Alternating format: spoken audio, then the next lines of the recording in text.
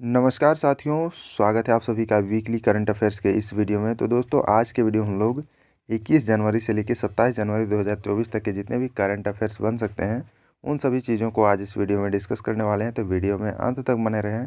और जो लोग इस चैनल में नए आए हुए हैं, जो लोग इस चैनल को सब्सक्राइब नहीं किए हैं, वो ज़रूर से ज़रूर सब्सक्राइब करके बेल आइकन ज़रूर दबाएँ। तो चलिए दोस्तों, जानते हैं इस वीक के करंट अफेयर्स को।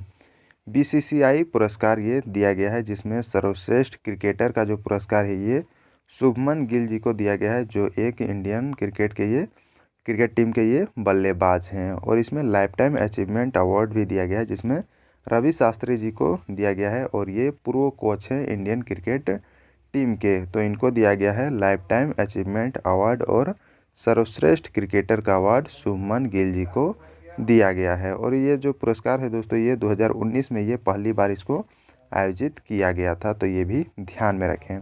नेक्स्ट बढ़ते हैं, अगला जो करंट अफेयर है, मलेरिया मुक्त देश का ये जो प्रमाण पत्र दिया गया है World Health Organization, that means विश्व स्वास्थ्य संगठन के द्वारा ये दिया गया है। और ये जो देश है काबो बार्डे को दिया गया है मलेरिया मुक्त प्रमाण, मतलब ये प्रमाणित किया गया है कि यहाँ पर मलेरिया मुक्त हो चुका है। और ये ऐसा जो ये देश जो है ये काबो बार्डो, ये तीसरा देश ये बन गया है। और इसके पहले जो देश थे, अफ्रीकी के जो देश थे जो हैं मॉरिशस और अल्जीरिया, इन लोगों को पहले दिया जा चुका है ये मलेरिया मुक्त का प्रमाण पत्र। अब ये तीसरा अफ्रीकी देश है जिसका नाम है काबो बर्डे, जिसको दिया गया है वर्ल्ड हेल्थ ऑर्गेनाइजेशन के द्वारा। वर्ल्ड हेल्थ ऑर्गेनाइजेशन के महानिदेशक की बात करें तो अभी प्रेजेंट में डॉक्टर टेड्रोस एडनोम गैब्रियस अभी WHO के महानिदेशक हैं। और इसको बनाया गया था 7 अप्रैल 1948 ईस्वी में वर्ल्ड हेल्थ ऑर्गेनाइजेशन को बनाया गया था। और इसका जो हेडक्वार्टर जो है, मुख्यालय जिसको बोलते हैं, ये जेनेवा स्विट्जरलैंड में इसका हेडक्वार्टर सिचुएटेड है। तो ये भी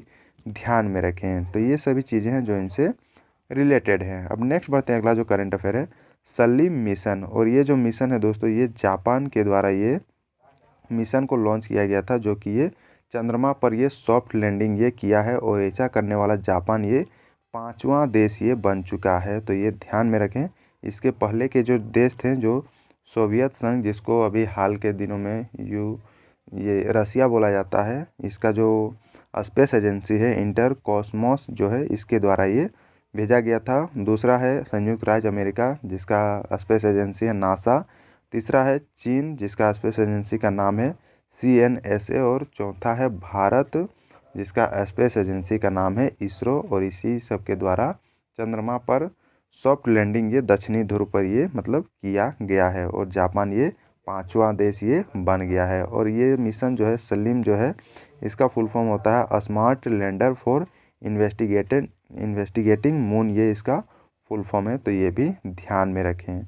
अब नेक्स्ट बढ़ते हैं, अगला जो करंट अफेयर है, नई पुस्तक ये लॉन्च की गई है जिसका नाम है असम्स ब्रेव हार्ट लचित बरफुकन, ये जो पुस्तक का नाम है। और इसके जो लेखक हैं अरूप कुमार दत्ता जी के द्वारा ये पुस्तक लिखा गया है, असम ब्रेव हार्ट लचित बरफुकन। और ये जो पुस्तक जो है दोस्तों, ये केंद्र गृह मंत्री जो है प्रेजेंट में अमित शाह जी के द्वारा गुवाहाटी में इसका अनावरण किया गया है। तो ये ध्यान में रखें इस पुस्तक का नाम और इसके जो लेखक हैं इनका नाम आने वाले एग्जाम में यहाँ से प्रश्न बन सकते हैं। नेक्स्ट बढ़ते हैं, अगला जो करंट अफेयर है, गांव चलो अभियान ये शुरू किया गया है, जो कि ये बीजेपी के अध्यक्ष है JP नड्डा जी के द्वारा नई दिल्ली में इसके जो है शुरुआत किया गया है, गांव चलो अभियान। तो ये ध्यान में रखें। नेक्स्ट बढ़ते हैं, इंडिया ओपन 2024 का ये आयोजन किया गया था, जिसमें महिला एकल की बात करें तो ये ताई तजू यिंग के द्वारा ये जीता गया है। और ये जो है चेन यू फाई को ये हराकर ये जीती है महिला एकल का खिताब इंडिया ओपन 2024 में। और पुरुष युगल की बात करें तो ये कांग मिन ह्यूक और सियो सांग जे जी के द्वारा जीता गया है पुरुष युगल का खिताब इंडिया ओपन 2024 में। अब इसमें हम लोगों के लिए क्या इम्पोर्टेंट है, हम लोगों के लिए ये इम्पोर्टेंट है कि पुरुष युगल का जो उप विजेता जो रहे हैं ये सात्विक साईराज रंकी रेड्डी और चिराग शेट्टी ये रहे हैं, जो कि ये कांग मिन ह्यूक और सियो सांगजे के मतलब इन दोनों के द्वारा ये मतलब हराया गया है। और ये उप विजेता हमारे देश के जो प्लेयर हैं इन दोनों के द्वारा रहा गया है। तो ये बस इनका नाम ध्यान में रखें। इंडिया ओपन 2024 में पुरुष युगल के उप विजेता जो रहे हैं ये सात्विक साईराज रंकी रेड्डी और चिराग शेट्टी, जो कि इंडियन के प्लेयर हैं, तो ये ध्यान में रखें। नेक्स्ट बढ़ते हैं दोस्तों, युद्ध अभ्यास खंजर जो है ये भारत और किर्गिस्तान के बीच ये सैन्य अभ्यास है, जो कि ये हिमाचल प्रदेश के बकलोह में ये शुरू किया गया है। और इस साल का जो ये युद्ध अभ्यास है ये 11वां संस्करण है, तो ये भी ध्यान में रखें। युद्ध अभ्यास खंजर भारत और किर्गिस्तान के बीच ये सैन्य अभ्यास है, युद्ध अभ्यास। और इस साल का जो ये संस्करण है ये 11वां संस्करण है। नेक्स्ट युद्ध अभ्यास है जिसका नाम है साइक्लोन, और ये जो युद्ध अभ्यास है ये भारत और इजिप्ट दैट मीन्स मिस्र के बीच ये दूसरा संस्करण का ये युद्ध अभ्यास ये शुरू किया गया है। हमारे देश भारत और मिस्र के बीच में है, ये है जिसका नाम है साइक्लोन। नेक्स्ट बढ़ते हैं, अगला जो करंट अफेयर है, सन ऑफ कॉन्कॉर्ड जो है ये एक मतलब सुपरसोनिक विमान है, जो कि ये नासा और लॉकहीड मार्टिन के द्वारा ये डेवलप किया गया, बनाया गया है।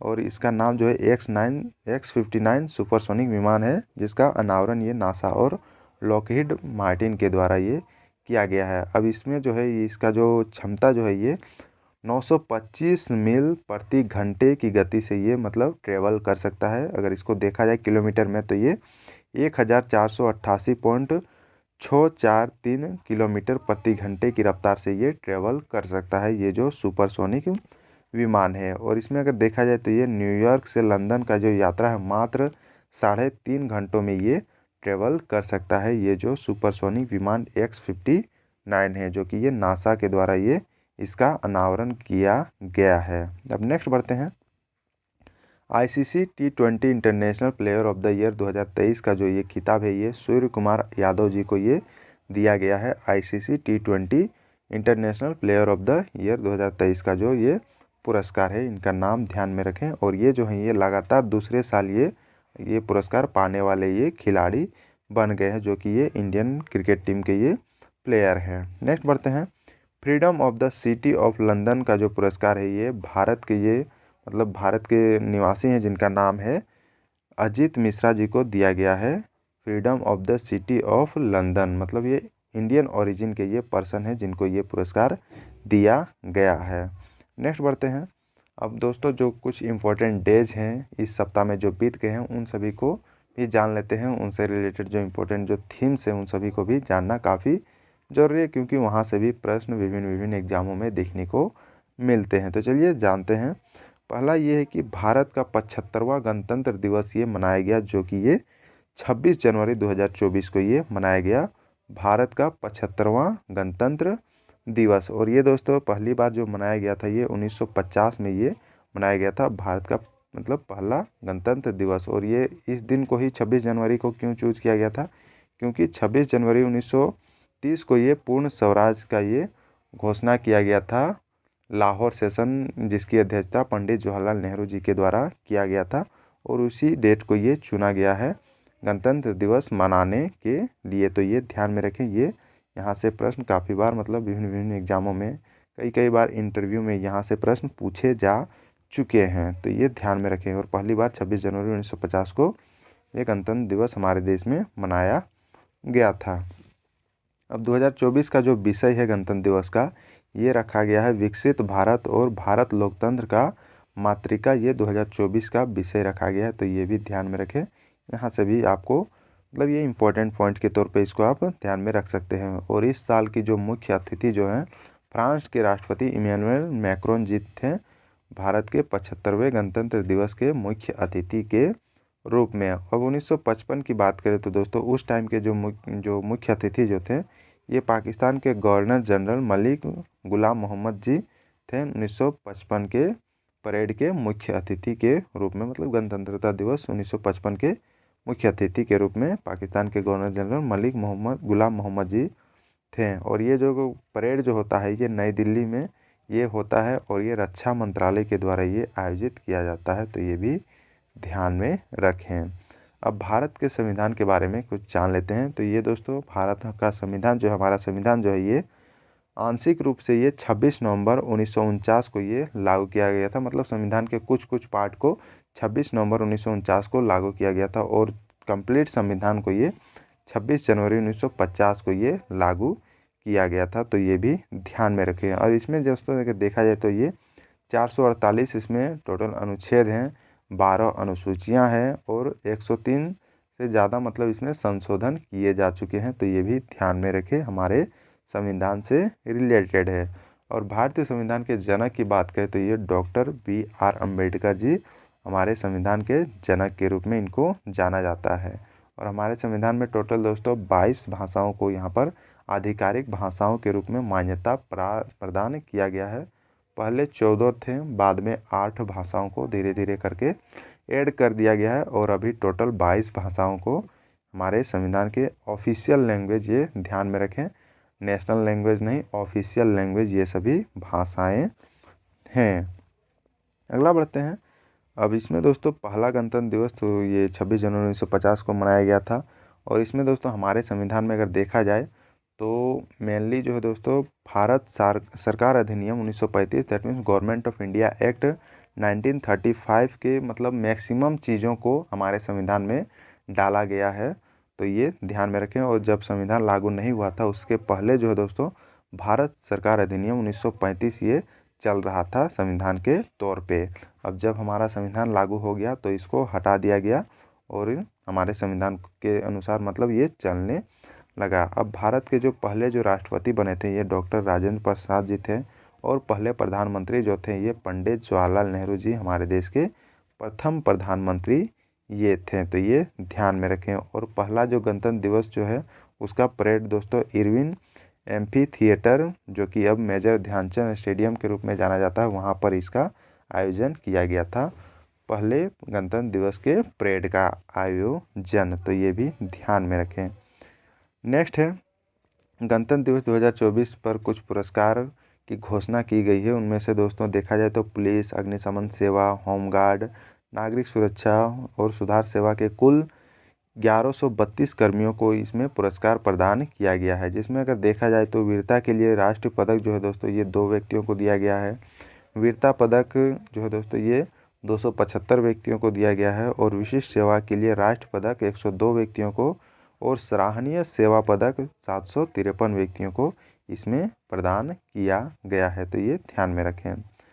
नेक्स्ट है दोस्तों राष्ट्रीय मतदाता दिवस। ये हमारे देश में प्रत्येक साल ये 25 जनवरी को मनाया जाता है, राष्ट्रीय मतदाता दिवस। और ये दोस्तों इस बार जो मनाया जा रहा है ये 14वां राष्ट्रीय मतदाता दिवस हमारे देश में ये मनाया जा रहा है। और इस साल का जो विषय है ये nothing like voting I vote for sure, ये 2024 का ये विषय रखा गया है, राष्ट्रीय मतदाता दिवस that means national voters day, जो कि ये 25 जनवरी को ये मनाया जाता है प्रत्येक साल। अब नेक्स्ट बढ़ते हैं। अगला जो है राष्ट्रीय पर्यटन दिवस, ये भी 25 जनवरी को ही मनाया जाता है, राष्ट्रीय पर्यटन दिवस जिसको इंग्लिश में नेशनल टूरिज्म डे कहते हैं। और ये पहली बार अगर बात करें तो ये 1948 में ये मनाया गया था, राष्ट्रीय पर्यटन दिवस फर्स्ट टाइम। और 2024 का जो थीम या फिर विषय जिसको कह सकते हैं ये रखा गया है सस्टेनेबल जर्नीज टाइमलेस मेमोरीज, ये 2024 का ये विषय रखा गया है राष्ट्रीय पर्यटन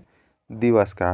नेक्स्ट है पराक्रम दिवस, जो कि ये सुभाष चंद्र बोस जी की जयंती के अवसर पर ये मनाया जाता है, पराक्रम दिवस, जो कि ये प्रत्येक साल ये 23 जनवरी को ये मनाया जाता है। और इसकी घोषणा दोस्तों 2021 में सुभाष चंद्र बोस जी की 128वीं जयंती के अवसर पर ये भारत सरकार के द्वारा ये घोषणा की गई थी कि 23 जनवरी को प्रत्येक साल अब पराक्रम दिवस के रूप में या फिर डे ऑफ वेलोर के रूप में ये मनाया जाएगा। अब इनकी बात करें तो ये दोस्तों हमारे देश की एक महान स्वतंत्रता सेनानी ये सुभाष चंद्र बोस जी थे, जिनका जन्म की अगर बात करें तो ये 23 जनवरी 1897 ईस्वी को इनका जन्म हुआ था कटक में।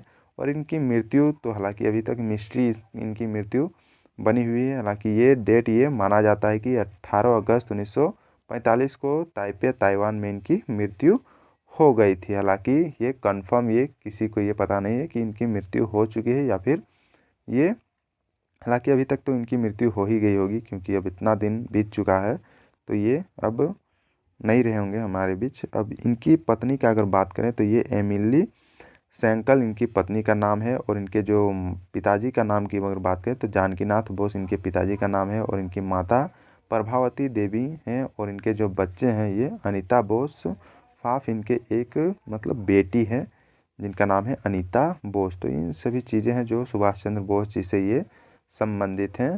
तो दोस्तों ये मतलब काफ़ी मतलब एक रिस्पेक्टेड पर्सन है, जो हमारे देश के स्वतंत्रता के लिए ये काफ़ी अपना बलिदान इनके द्वारा दिया गया है। नेक्स्ट बढ़ते हैं राष्ट्रीय बालिका दिवस। ये प्रत्येक साल ये 24 जनवरी को ये मनाया जाता है। राष्ट्रीय बालिका दिवस मतलब नेशनल चाइल्ड मतलब गर्ल चाइल्ड डे, ये 24 जनवरी को ये मनाया जाता है। और ये दोस्तों 2008 में महिला एवं बाल विकास मंत्रालय के द्वारा ये शुरू किया गया था, जिसमें लैंगिक समानता और महिलाओं को सशक्तिकरण के लिए ये शुरू किया गया था राष्ट्रीय बालिका दिवस, जो कि ये 24 जनवरी को ये मनाया जाता है। नेक्स्ट बढ़ते हैं त्रिपुरा, मणिपुर और मेघालय राज्य का जो स्थापना दिवस है दोस्तों, ये 21 जनवरी को ये मनाया जाता है। त्रिपुरा, मणिपुर और मेघालय ये तीनों जो राज्य हैं ये 21 जनवरी को ये मतलब अस्तित्व में आए थे एज ए स्टेट के रूप में।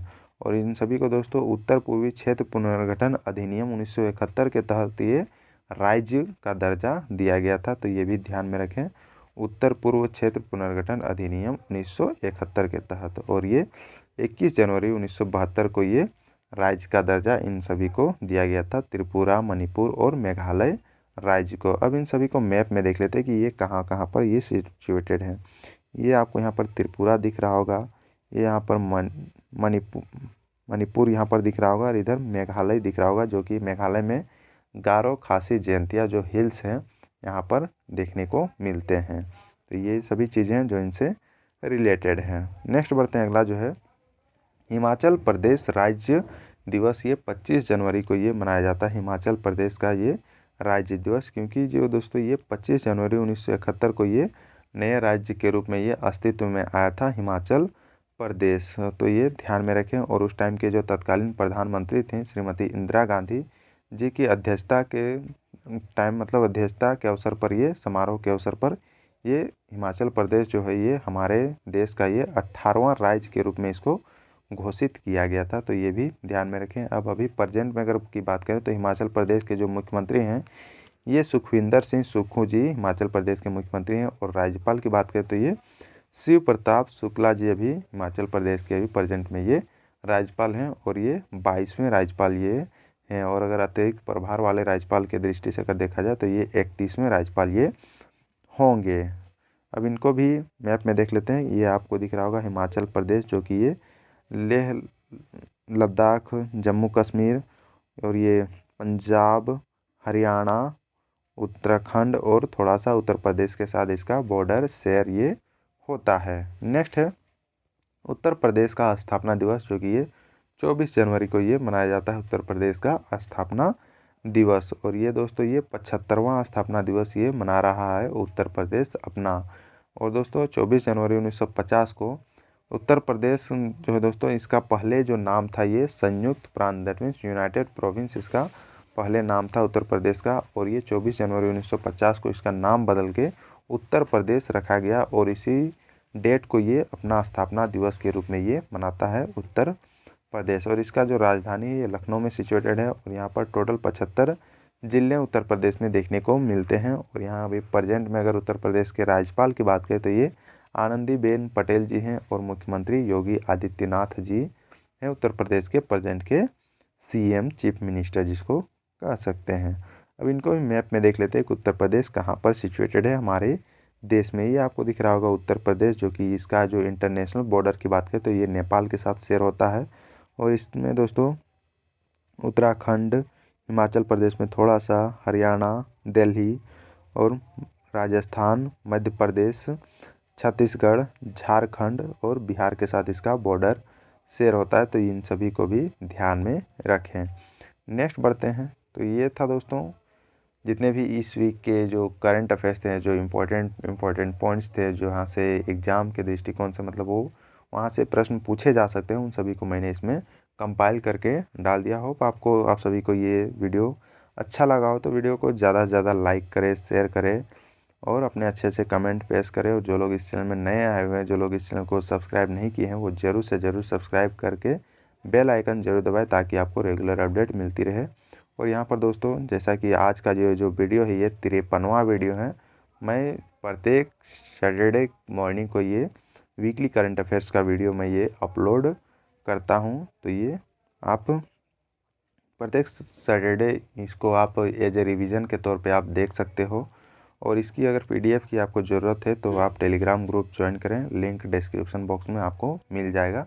वहाँ से आप इसका पीडीएफ डाउनलोड करके आप 1-2 बार एज ए रिवीजन मतलब पढ़ सकते हैं, ताकि आपका मेमोरी मतलब दिमाग में ज़्यादा दिन तक ये चीज़ें जो है वो सेटल रहे। तो थैंक यू दोस्तों, मिलते हैं नेक्स्ट वीडियो में। तब तक पढ़ते रहें और अपने स्वास्थ्य का ध्यान रखें।